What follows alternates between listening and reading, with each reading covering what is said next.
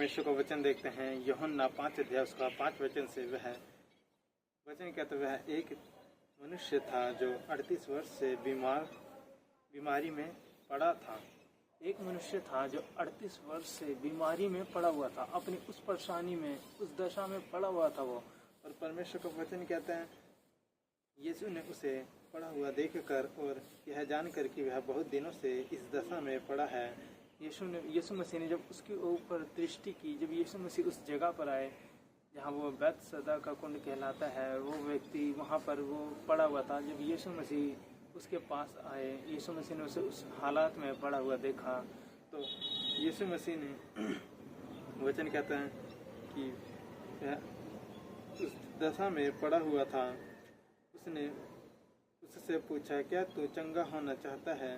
यीशु मसीह ने उस जो व्यक्ति बीमारी की दशा में 38 वर्ष से पड़ा हुआ था, यीशु मसीह ने उससे कहा क्या तू भी चंगा होना चाहता है। उसने उससे उत्तर दिया,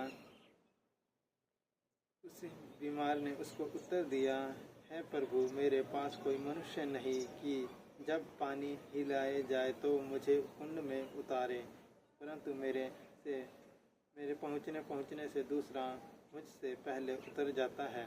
परमेश्वर का वचन कहता है कि वो जो बैतसैदा का कुंड था, वो कुंड ऐसा था कि उस कुंड में अगर कोई उससे, जिस तरह वो कुंड का पानी हिलाया जाता है, उसमें से कोई, जिस तरह उन व्यक्तियों में से जितने, जहाँ बहुत सारे बीमारी लोग वहाँ पर पड़े थे, बहुत सारे बीमार लोग वहाँ पर थे, उस कुंड के पानी हिलाए जाने से जो उसमें पहले उतर जाता था वो चंगा हो जाता था।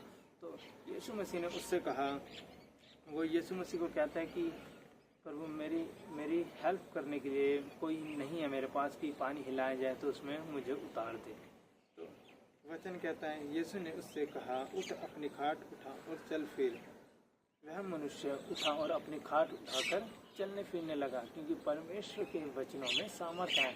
परमेश्वर एक सामर्थ्य परमेश्वर। और वचन कहता है वह मनुष्य तुरंत चंगा हो गया और अपनी खाट उठाकर चलने फिरने लगा।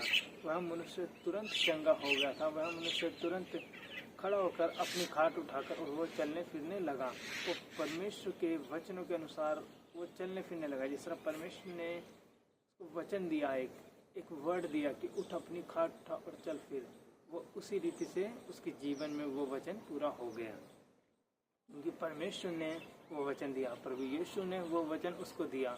सच में अगर इस वचन से हमें यही सीख मिलती है, अगर हमारे जीवन में कोई भी परेशानी है, कोई भी दुख तकलीफ है, चाहे कितनी भी पुरानी हो, हमें परमेश्वर के साथ हमारा रिश्ता मजबूत होना चाहिए। तो सच में वो बीमारियाँ, वो परेशानियाँ हमारे जीवनों से हट जाएंगी, वो परेशानियाँ हमारे जीवनों से आउट हो जाएंगी।